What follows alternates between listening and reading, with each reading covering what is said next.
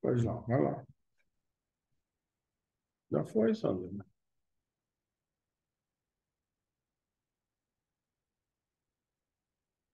Hoje vamos conversar ainda sobre violência, mas vamos agora para uma abordagem sobre a terapia para a violência. Então, vamos lembrar que nos contextualizamos aqui na perspectiva da gestão adequada de conflitos. E dessa perspectiva da gestão adequada de conflitos, estamos prevendo para o dia 2 de dezembro, das 8 às 17 horas, um workshop presencial e vamos conversar sobre direito, sobre psicologia, sobre constelações familiares e espiritualidade. E será uma conversa interativa, uma conversa dinâmica, com alguns exercícios, como a gente diz, exercícios morfogenéticos. Então, lembrando que também na perspectiva da violência, tratamos aqui em especial da força e do poder. O que nos leva à violência são as atitudes, as emoções, né, e esses processos que ensejam a força. E os processos que ensejam o poder é o que são capazes de inibir a violência, como a gente tem compartilhado aqui. Então, vejamos, nessa perspectiva, então, dos comportamentos perturbadores, vejamos ainda na sequência da violência que a psicoterapia é de considerável utilidade em pacientes vítimas da violência. Tendo-se em vista o largo processo de instalação do distúrbio sociopata da personalidade, o tratamento exige um longo período de libertação das raízes perturbadoras, que deram surgimento à insensibilidade e a todo o cortejo de distúrbios do comportamento. Então, nessa perspectiva, que a vítima é aquele que sofre do transtorno da violência, ou seja, é vítima de si próprio, é vítima dos seus transtornos em razão dessas raízes perturbadoras. Então, com essa perspectiva, percebamos que o paciente necessita de verdadeiro contributo de afetividade na família, a fim de reencontrar a autoconfiança e desenvolver a autoestima profundamente desorganizada. Aqui nós destacamos, inclusive, que há não muito tempo atrás, talvez 40 anos, ou menos até, muitos dos pacientes psiquiátricos, especialmente aqueles internados em manicômios judiciais por conta dos atos de violências praticadas, era entendido que a terapia seria o isolamento. Então, passamos a ver aqui que a afetividade na família é de melhor contribuição para essa reorganização do ser que está vitimado, então, por esse transtorno sociopata. Concomitantemente, em persistindo a conduta instável quanto agressiva, o tratamento psiquiátrico, através de medicamentos específicos, auxiliá-lo-á na reorganização do sistema nervoso central e no restabelecimento das neurocomunicações deficientes, de cuja mudança orgânica resultarão benefícios psicossociais em seu favor. Destacamos também aqui o restabelecimento das neurocomunicações deficientes, Então, numa pessoa com esse sistema nervoso desorganizado, ele não vai ter facilidade, por exemplo, para identificar que tipo de emoção que ele está sentindo ou qual tipo de neurotransmissor ou qual hormônio que está afetando, impactando no seu comportamento. E essa confusão, ela precisa ser reestruturada para que a pessoa, identificando bem a sua emoção, saiba como reagir ou como agir diante de determinadas emulações aqui neurotransmissoras. Então, vivendo-se num clima de intercâmbio de mentes, inevitavelmente, adversários do enfermo e da sociedade nele encontram excelente campo de fixação dos seus sentimentos ignóbeis, dando lugar aos complexos mecanismos de obsessões graves, que exigem os valiosos contributos da bioenergia e da doutrinação dos verdugos desencarnados.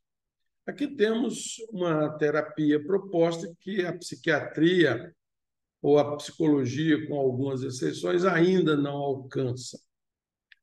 Então, esses intercâmbios de mentes aqui, estamos diante de fenômenos que já são perceptíveis por outras técnicas e métodos de observação, de investigação, especialmente os métodos espíritas, mas também já perceptíveis em outros métodos, já desde o Freud, que começou também a observar os fenômenos do transe, ou dessas pessoas hoje consideradas como psicóticas, neuróticas.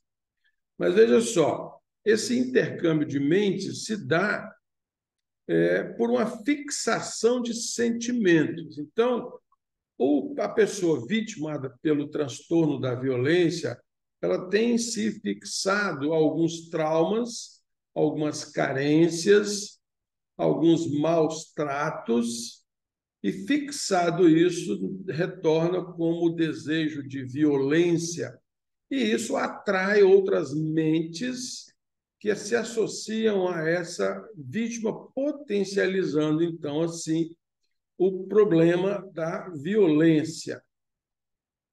Aqui temos, então, que a inclinação para a violência atrai equivalentes do além-túmulo, gerando um intercâmbio pernicioso, no qual a ferocidade dessas personalidades intrusas mescla-se com o temperamento desorganizado do hospedeiro, tornando-se mais grave a doença, que ameaça o cidadão e a sociedade.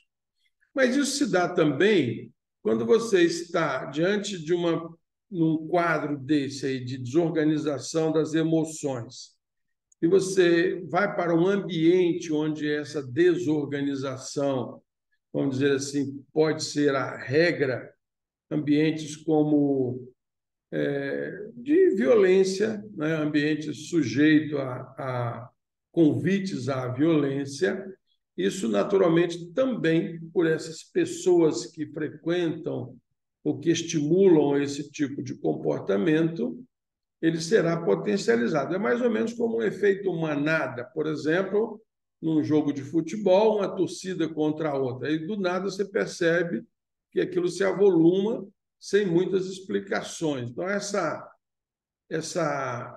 esse intercâmbio pernicioso, ele também se dá entre as pessoas, e a gente precisa estar atento com o tipo de relação mental que nós estamos estabelecendo com as pessoas à nossa volta. Na terapia de natureza psicológica, deve ser introduzida a orientação para leituras saudáveis que podem sensibilizar o enfermo, apresentando-lhe outros padrões de conduta, as elevadas expressões de solidariedade, de compaixão, de amor, de caridade, que existem no mundo, facultando-lhe a autorrealização e a plenitude. Então, bons livros, bons filmes, boas músicas são recursos terapêuticos, e eles estão falando de bons filmes, estão falando de filmes que ensejam a elevação dos sentimentos.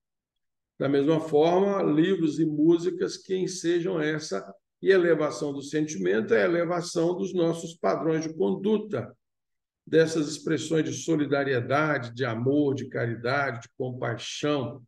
Então, são obras que vão ajudar ao leitor a buscar dentro de si esses recursos de elevação dos seus sentimentos. E aí, nesse sentido, o recurso da prece, por sua vez, irá proporcionar-lhe momentos de reflexão e de bem-estar. Então, a oração, a reza, a prece, seja o nome que se dê à meditação, à corrente religiosa que você se filia, então vai ter aí comportamentos próprios. Mas a nossa Constituição Federal, no artigo 5º, aqui, inciso 7º, o legislador coloca assim: é assegurada, nos termos da lei, a prestação de assistência religiosa nas entidades civis e militares de internação coletiva. Então, nós temos, por exemplo, em algumas igrejas, como a exemplo da Igreja Católica, as pastorais. Você tem a pastoral carcerária, a pastoral da saúde, são integradas por pessoas que visitam hospitais, que visitam presídios, para levar uma palavra de consolo, uma prece, uma oração. E a Constituição assegura isso por ter já percebido, desde o preâmbulo da nossa Constituição, que foi promulgada sob a proteção de Deus, como está no preâmbulo da nossa Constituição Federal.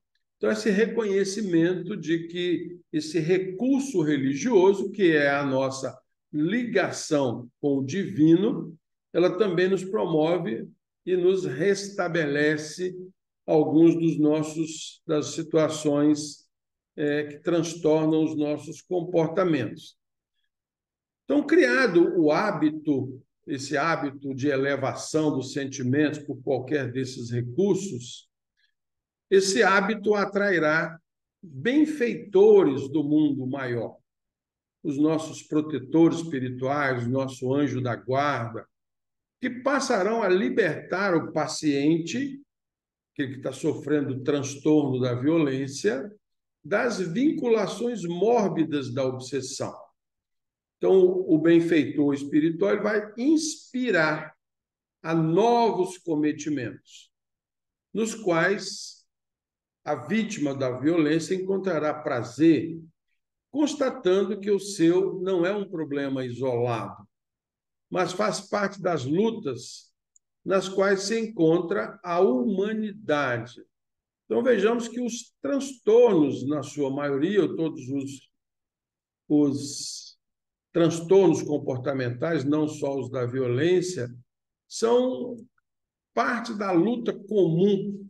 E aí vamos ver, então, que os conflitos existenciais têm suas vertentes também positivas, não só negativas, quando bem aproveitado, né, quando essa oportunidade do conflito se nos apresenta como uma oportunidade de revisão do nosso comportamento, dos nossos hábitos. E aqui a recomendação de, desde a infância e adolescência, se a família, se os seus pais puderem fruir de conhecimento espiritual, educando essas crianças e educando-se em contato com a vida abundante, os vínculos com o passado infeliz, de onde procedem, afrouxar-se-ão, evitando o restabelecimento das lutas com os inimigos desencarnados, ao tempo em que, compreendendo a realidade do ser, que é imortal, adquirirão equipamentos para impedir-se a eclosão de tendências perturbadoras. Então, cuidado que o próprio Estatuto da Criança e do Adolescente recomenda, especialmente na primeira infância, de assegurar o desenvolvimento físico, mental, moral, espiritual e social, sob a responsabilidade primeira da família, depois da comunidade, da sociedade e do Estado. E aí, da sociedade, seriam das sociedades científicas, médicas, psicológicas, dentre outras, né, para ajudar esse ser no conhecimento espiritual, ou seja, no conhecimento de si, da profundidade do ser. Então, nós já podemos fazer, por exemplo, exercícios de meditação com crianças desde a mais tenra idade, educando-se na aquisição desses valores de autoobservação. Então, a educação moral, que se dá pelo exemplo e pela retidão de conduta, ela é mais eficiente, é mais uma psicoterapia preventiva e, naturalmente, também uma psicoterapia curativa para todos os distúrbios da sociedade em si mesma, ou daqueles que a constituem como células de relevante importância. E a principal célula da sociedade é a família. Então, a família é uma célula da sociedade. E aí, essa educação pelo exemplo é principalmente dos pais, dos genitores, dos avós, dos tios, aqueles que têm maior responsabilidade em dar exemplo às crianças da família. Nada obstante, deflagrados os processos violentos e destrutivos, ainda é possível trabalhar-se o enfermo espiritual com os excelentes recursos psicoterapêuticos da atualidade, e aí os recursos psicoterapêuticos da psiquiatria, da psicanálise, da psicologia, das suas variadas abordagens, mas também com o que a doutrina espírita, a prática espírita, as sessões espíritas de tratamento espiritual também proporcionam. Num centro espírita bem orientado, há muitas possibilidades de tratamento espiritual. Então, com isso, nós reforçamos aqui o convite para que você, se estiver enfrentando não só um transtorno de violência, mas qualquer conflito existencial ou qualquer conflito familiar, social, profissional, para que ele não se agrave, vamos oferecer, então, aqui nesse workshop, orientações do ponto de vista do direito, da psicologia, das constelações familiares e da espiritualidade. Teremos, então, uma parte teórica, teremos dinâmicas e exercícios sistêmicos. Você é nosso convidado, mas se desejar interagir conosco em outro momento, não só no workshop, estaremos à sua disposição aí nos nossos canais, nos nossos contatos. Paz e serenidade.